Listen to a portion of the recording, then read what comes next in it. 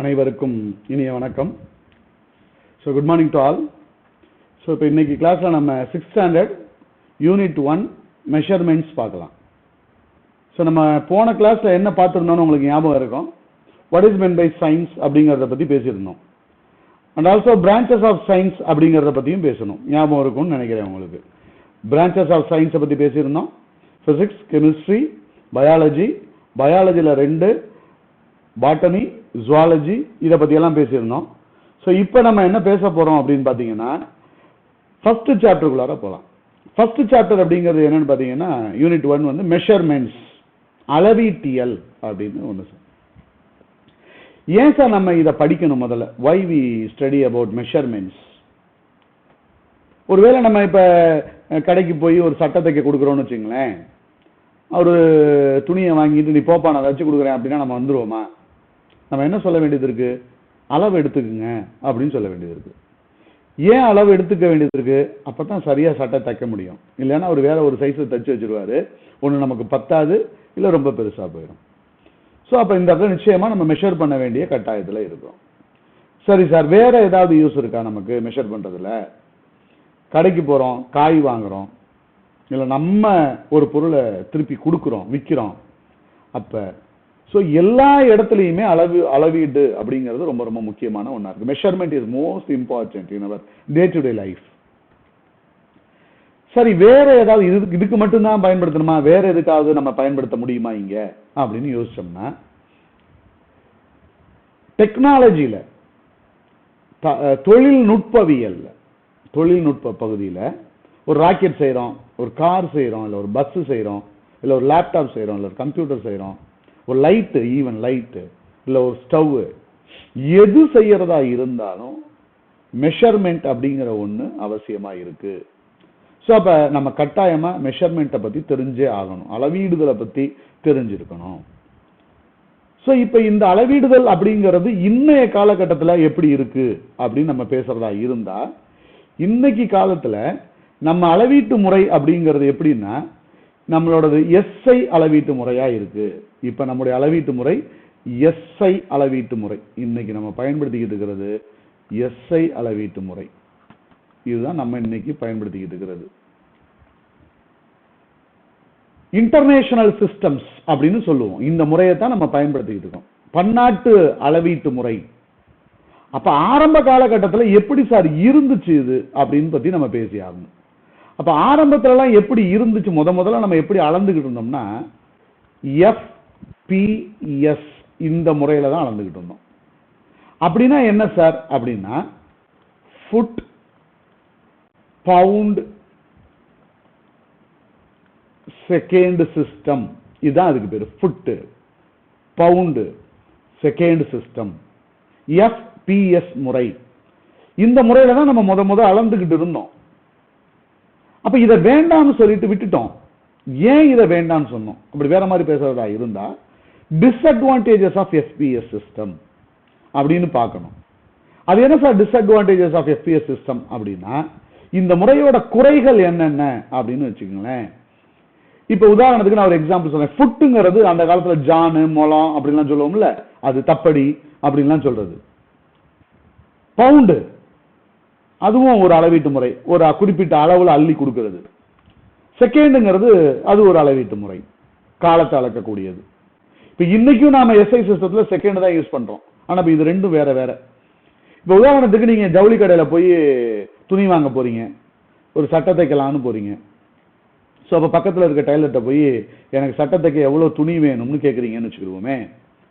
அவர் ஆளு ரொம்ப உயரம் கம்மியா இருக்கிறாரு, ரொம்ப உங்க சைஸ்ல இருக்கிறாருன்னு வச்சுக்கோங்க. அவர் உடனே அவர் கையால அளந்து ஒரு 40 முழம் துணி வாங்கிட்டு வாப்பா அப்படின்னு உங்கள்கிட்ட சொல்றாரு. அப்படி வச்சுக்குவோம். நீங்க நேரா ஜவுளி கடைக்கு போறீங்க. இப்ப அங்க போய் அந்த துணி அளந்து கொடுக்குற ஒரு பக்கத்துல போனா அவரு 6 அடி உயரம் இருக்காரு, நம்ம நில உயரத்துக்கு இருக்கிறாரு. அப்படி வச்சுக்குவோம். அவ்வளவு உயரம் இருக்கவர்கிட்ட போய் எனக்கு 40 அடி கொடுங்கன்னா அவரு கையால 40 அடி அளந்து கொடுப்பாரு.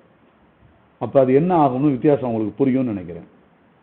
ரொம்ப பெரிய அளவுக்கு போயிடும்.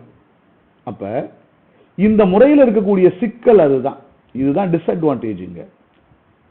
அந்த யூனிஃபார்மிட்டி, சீரான, ஸ்டெபிலிட்டி, நிலையான, நாட் ஏபிள் டு ரீப்ரொடியூசபிள், மீள கொணர்தல், இதெல்லாம் கஷ்டமா இருக்கு. அதனால இந்த முறையை நம்ம வேண்டாம்னு சொல்லிட்டு விட்டுட்டோம். விட்டுட்டு ரெண்டாவது முறைக்கு வரோம். அது என்ன ரெண்டாவது முறைனா சிஜிஎஸ் சிஸ்டம் அப்படிங்கிற இந்த முறைக்கு வந்தோம். அது என்ன CGS? Centimetre gram second system. இந்த முறைக்கு வந்தோம். சென்டிமீட்டர் கிராம் செகண்ட் சிஸ்டம் அப்படிங்கிற முறைக்கு வந்தோம். சரி, இது நல்லா தானே இருக்கும், இதுல என்ன பிரச்சனையா இருக்கு, இதை ஏன் வேண்டான்னு சொல்ல போறோம் அப்படின்னு இப்ப பேசுவோம். சோ இப்ப நம்ம திருச்சியில இருந்து சென்னைக்கு பஸ்ல போறோம். நமக்கு திருச்சியில இருந்து சென்னை ஒரு உதாரணத்துக்கு 500 கிலோமீட்டர் தூரம் இருக்கும்னு வச்சுக்கோங்களேன்.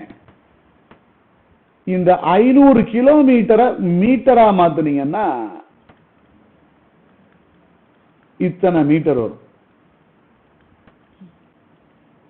இதை இன்னும் சென்டிமீட்டரா மாத்துனீங்கன்னா, இது அப்படியே இன்னும் சென்டிமீட்டரா மாத்துனீங்கன்னா, ஒரு சென்டிமீட்டருக்கு 10 மில்லிமீட்டர், 10 மில்லிமீட்டர்.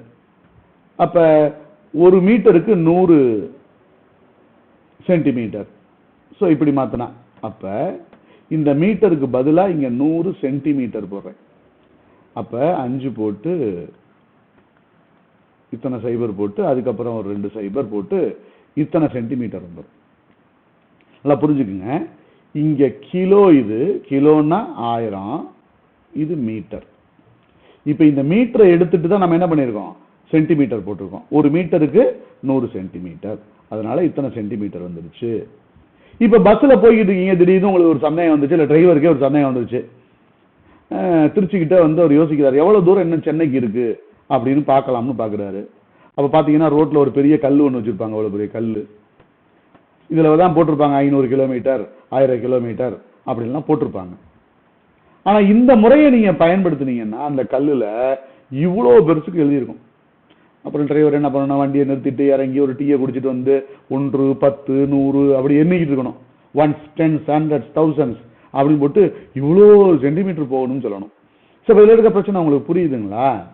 இது பயன்படுத்துறதுக்கு எளிதா இல்ல, மிகச்சிறிய அளவீடா இருக்கு. அதுதான் இங்க இருக்கக்கூடிய பிரச்சனை. சோ இப்ப இதை சரி பண்றதுக்கு தான் நம்ம அடுத்த முறைக்கு வர்றோம். அது என்ன முறை அப்படின்னு பாத்தீங்கன்னா, அதுதான் எம்கேஎஸ் முறை அப்படிங்கிற ஒரு முறைக்கு வந்துட்டோம் சார். எம்கேஎஸ் முறைனா என்ன? மீட்டர் கிலோகிராம் செகண்ட் முறை, எம்கேஎஸ் முறை. இந்த முறையை நம்ம கொஞ்சம் மாடிஃபை பண்ணி RMKSA முறைக்கு வரோம். Rationalised metre kilogram second ampere சிஸ்டம்னு பேரு. இதுக்கு பேரு ரேஷனலைஸ்டு. ஆர்னா rationalised metre kilogram second ampere system அப்படின்னு சொன்னோம். இந்த சிஸ்டத்தோட மாடிஃபைடு ஃபார்ம் தான் எஸ்ஐ சிஸ்டம். இதோட மாடிஃபைடு ஃபார்ம் தான் எஸ்ஐ சிஸ்டம், எஸ்ஐ முறை. இதைத்தான் நம்ம இன்னைக்கு ஃபாலோ பண்ணிக்கிட்டு இருக்கிறோம். இந்த முறையை தான் ஃபாலோ பண்ணிக்கிட்டு இருக்கோம். ஓகேங்களா? சோ இப்ப இதுல நான் அடுத்த ஸ்டெப்புக்கு போறேன். சரி சார், இதை ஃபாலோ பண்றதெல்லாம் ஓகே. இப்ப நான் என்ன கேட்க போறேன் உங்கள்கிட்ட, அளக்கணும்னு சொல்றோம்ல, எதை அளக்குறோமோ அதுக்கு பேரு குவான்டிட்டி அப்படின்னு பேரு சார். அதுக்கு பேரு குவான்டிட்டி, அளவு அப்படின்னு பேரு. நாம எதெல்லாம் அளக்கலாம் அப்படின்னு பாத்தீங்கன்னா, லென்த் நீளம் அப்படின்னு ஒண்ணு, மாஸ் நிறை அப்படின்னு ஒண்ணு, டைம் காலம் அப்படின்னு ஒண்ணு. இப்ப இது மூணையும் அளக்கலாம். சோ இப்ப நம்ம என்ன பேச போறோம்னா, இன்னைக்கு லென்த்னா என்ன அப்படின்றத பத்தி பேச போறோம். லென்த் நீளம் அப்படின்னா என்னங்கறத பத்தி இப்ப நம்ம பேச ஆரம்பிச்சிடலாம். சோ இதுதான் நமக்கு ரொம்ப முக்கியமான விஷயம். இன்டர்நேஷனல் சிஸ்டம் ஆஃப் யூனிட்ஸ் தான் எஸ்ஐ சிஸ்டம்னு சொல்றோம். எஸ்ஐ சிஸ்டத்துல என்னெல்லாம் இருக்குன்னா, டெம்பரேச்சர் வெப்பநிலை அளக்கிறதுக்கு கெல்வின்ங்கிற யூனிட், டிஸ்டன்ஸுக்கு மீட்டர், நீளத்துக்கு மீட்டர், கரண்ட் எலக்ட்ரிக் கரண்ட்டுக்கு ஆம்பியர், டைமுக்கு செகண்ட், அமௌண்ட் ஆஃப் சப்ஸ்டன்ஸுக்கு மோலு, மாஸுக்கு கிலோகிராம், இன்டென்சிட்டி ஆஃப் லைட்டுக்கு கேண்டலா. இதை பத்தி டீட்டெயிலா நம்ம அடுத்தடுத்த கிளாஸ்ல பார்த்துக்கலாம். ஸோ இப்போ நம்ம இந்த இடத்துல பார்க்க போறது அளக்கணுங்கிறதோட முக்கியத்துவம் என்னன்னு பார்த்தோம், இம்பார்ட்டன்ஸ் பார்த்தோம். லென்த்னா என்னன்னு பார்த்தோம். நீளம் அப்படிங்கிறது distance between two ends. So for an example இந்த இடத்துல ஒரு டேபிள் இருக்கு. இது ஒரு எண்டு, இது ஒரு எண்டு, இது ஒரு முனை, இது ஒரு முனை. இந்த ரெண்டு முனைக்கு இடையில உள்ள இந்த தூரத்தை தான் நம்ம லென்த் அப்படின்னு சொல்றோம். லென்த்ங்கிறது distance between ends, distance between the ends. So இதை எப்படியெல்லாம் அளக்கலாம், இந்த நீளத்தை எப்படியெல்லாம் அளக்கலாம் அப்படின்னா ஸ்கேல் வச்சு அளக்கலாம், ஸ்கேல் வச்சு அளக்கலாம். வேற என்ன வச்சு அளக்கலாம்? டேப் வச்சு அளக்கலாம். வேற என்ன வச்சு அளக்கலாம்? இது மாதிரி நிறைய விஷயங்களை பயன்படுத்தி நம்மளால அளக்க முடியும். டேப் வச்சு அளக்கலாம், ஸ்கேலை வச்சு அளக்கலாம், கையை வச்சு அளக்கலாம், காலை வச்சு அளக்கலாம். இப்படி நிறைய முறைகள் அளந்தாலும் நமக்கு பெஸ்ட் மெத்தட் எதுன்னா எஸ்ஐ முறை தான். அதாவது ஸ்கேல் அல்லது அளவு நாடாவை வச்சு அளக்கிறது தான் மிகச்சிறிய சிறந்த முறையா இருக்கும் நமக்கு.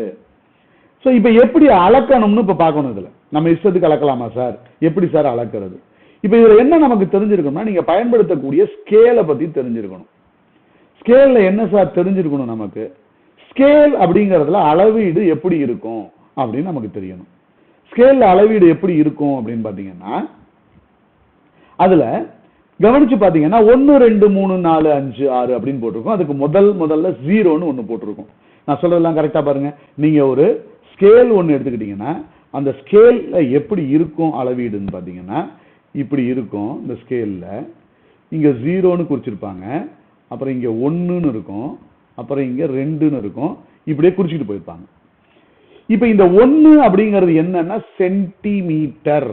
இது 2 சென்டிமீட்டர், 3 சென்டிமீட்டர் அப்படின்னு சொல்றது. இந்த 0வுக்கும் 1க்கும் இடையில சின்ன சின்ன கோடா இருக்கும். நீங்க கவனிச்சு பாத்தீங்கன்னா தெரியும். இதுல எத்தனை கோடு இருக்கும்னா 10 கோடு இருக்கும். இந்த 10 கோடுங்கிறது மில்லிமீட்டர். 10 கோடு, இந்த ஒரு கோடுங்கிறது மில்லிமீட்டர்.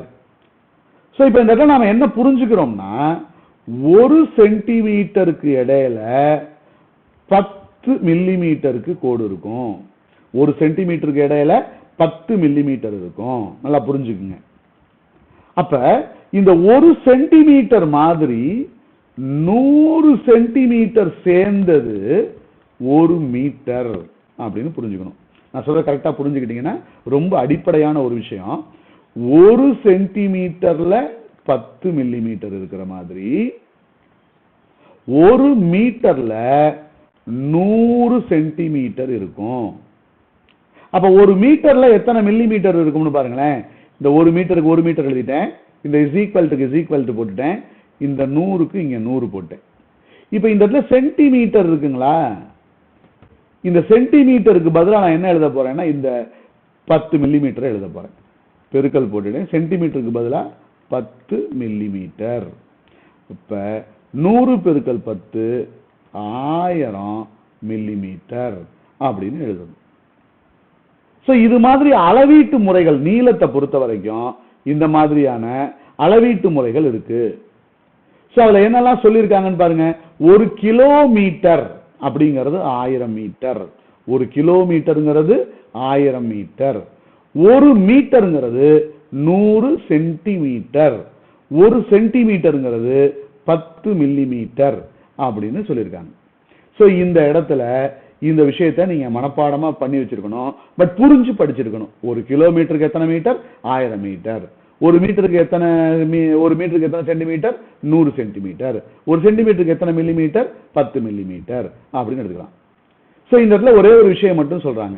1 கிலோமீட்டரை சென்டிமீட்டர்ல சொல்லுங்க அப்படின்னு ஒரு கொஸ்டின் கேட்கறாங்க. ஓகேங்களா? 1 kilometre is equal to dash centimetre. So இப்ப நம்ம அதை தான் செய்ய போறோம். 1 கிலோமீட்டருக்கு எத்தனை சென்டிமீட்டர்னு இப்ப நான் கண்டுபிடிக்க போறேன். எப்படி கண்டுபிடிக்கிறதுன்னு நீங்களும் பாத்துக்குங்க.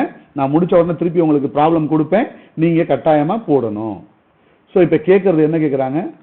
1 கிலோமீட்டருக்கு எவ்வளவு சென்டிமீட்டர்னு கேட்கறாங்க. ஒரு kilometre is equal to dash centimetre. இதுதான் இப்போ நான் கண்டுபிடிக்க போறேன். உங்களுக்கு இந்த இடத்துல ஞாபகம் வச்சுக்கிறதுக்கு ஒரு ஐடியா ஒன்று சொல்றேன் பாத்தீங்களா. கிலோ அப்படின்னா 1000 அப்படிங்கிறது ஞாபகத்தில் வச்சுக்கணும். கிலோ அப்படிங்கிறதுக்கு சமமான எண் 1000. இது மறக்கவே கூடாது எப்போதுமே. சயின்ஸ்ல இந்த மாதிரி சில விஷயங்கள் ரொம்ப ரொம்ப முக்கியமான விஷயம் தான். இது ஞாபகம் வச்சுக்கணும். கிலோன்னா 1000. அப்ப இங்க பாருங்களேன், 1 போட்டுட்டேன். இங்க கேனா கிலோவா? கிலோனா எவ்வளவு? 1000. அப்புறம் மீட்டர் இருக்கா? மீட்டர் இங்க போட்டுட்டேன். நல்லா புரிஞ்சுங்க.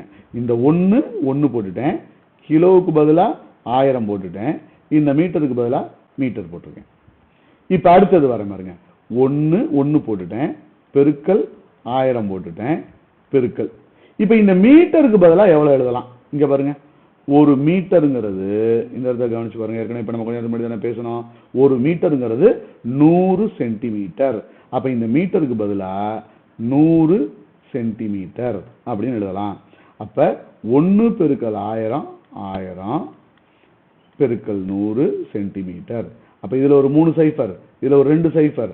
அப்ப எல்லாத்தையும் ஒன்னா பெருக்குனீங்கன்னா 5 சைஃபர் வந்துடும், சென்டிமீட்டர். இவ்வளவுதான் சார். அப்ப therefore 1 kilometre is equal to 1,00,000 centimetre அப்படின்னு கால்குலேட் பண்ண தெரியணும் உங்களுக்கு. ஸோ இந்த முறையில கால்குலேட் பண்ணலாம். திரும்பவும் சொல்றேன் ஒரு தடவை, புரியாதவங்க கவனிங்க. எப்படி சொல்லணும் பாருங்க, 1 கிலோமீட்டருக்கு எத்தனை சென்டிமீட்டர்? இது கொஸ்டின். நான் என்ன உங்களுக்கு ஐடியா சொல்லியிருக்கேன்? we know that 1 kilo is equal to 1000. So அப்போ இந்த கால்குலேஷன் என்ன பண்ணலாம்? 1 கிலோமீட்டர் இஸ் ஈக்குவல் டு, இந்த 1க்கு 1, கிலோவுக்கு 1000 இன்டு மீட்டர். அப்போ this is equal to 1000 metre. அடுத்த ஸ்டெப்புக்கு போலாமா? அடுத்த ஸ்டெப்ல என்ன சொல்ல போறோம்?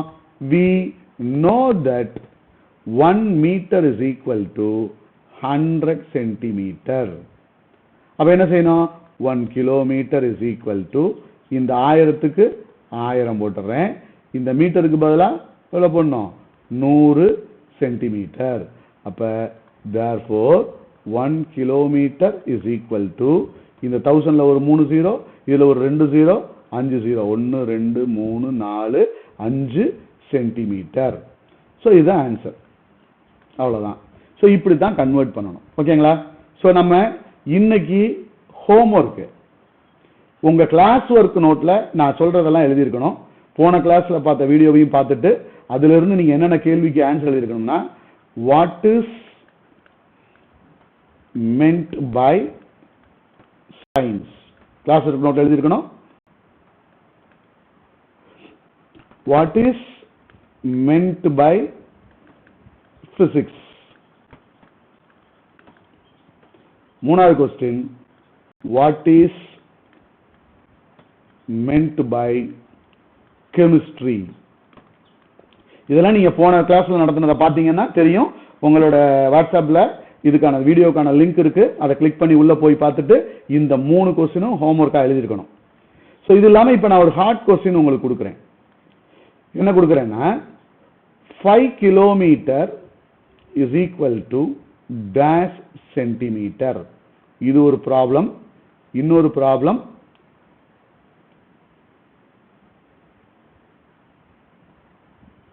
10 meter is equal to dash millimeter. 10 meter is equal to dash millimeter. So இந்த ரெண்டு கொஸ்டினுக்குமான ஆன்சர் இந்த ஹோம்ஒர்க் இது எல்லாமே நீங்க செஞ்சிருக்கணும். ஓகேங்களா? ஸோ இது இல்லாம உங்களுடைய கிளாஸ் ஒர்க் நோட்ல என்னெல்லாம் நீங்க எழுதியிருக்கணும் அப்படின்னு பாத்தீங்கன்னா, what is meant by science அந்த கொஸ்டின் எழுதியிருக்கணும். What is meant by physics அது எழுதியிருக்கணும். What is meant by chemistry அது எழுதியிருக்கணும். ஓகேங்களா? ஸோ அது இல்லாம இந்த ப்ராப்ளம்ஸ் போட்டிருக்கணும். வாட் ஆர் த டிஃபரண்ட்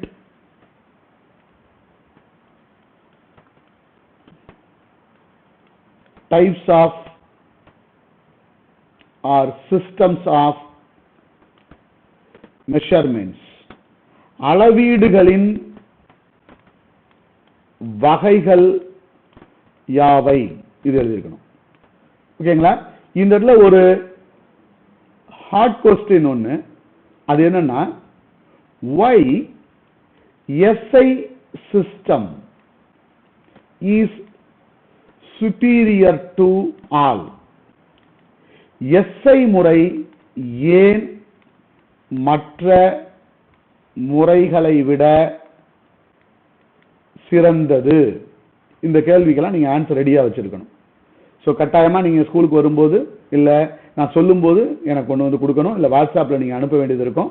அதனால எல்லாத்தையும் கரெக்டா பார்த்துருங்க. இதுக்குள்ள ஆன்சர் எல்லாம் ப்ரிப்பேர் பண்ணி வச்சிருங்க. மீண்டும் நம்ம அடுத்த வகுப்புல அடுத்த கொஸ்டினுக்கு அடுத்த பகுதிக்கு போலாம். நன்றி, வணக்கம்.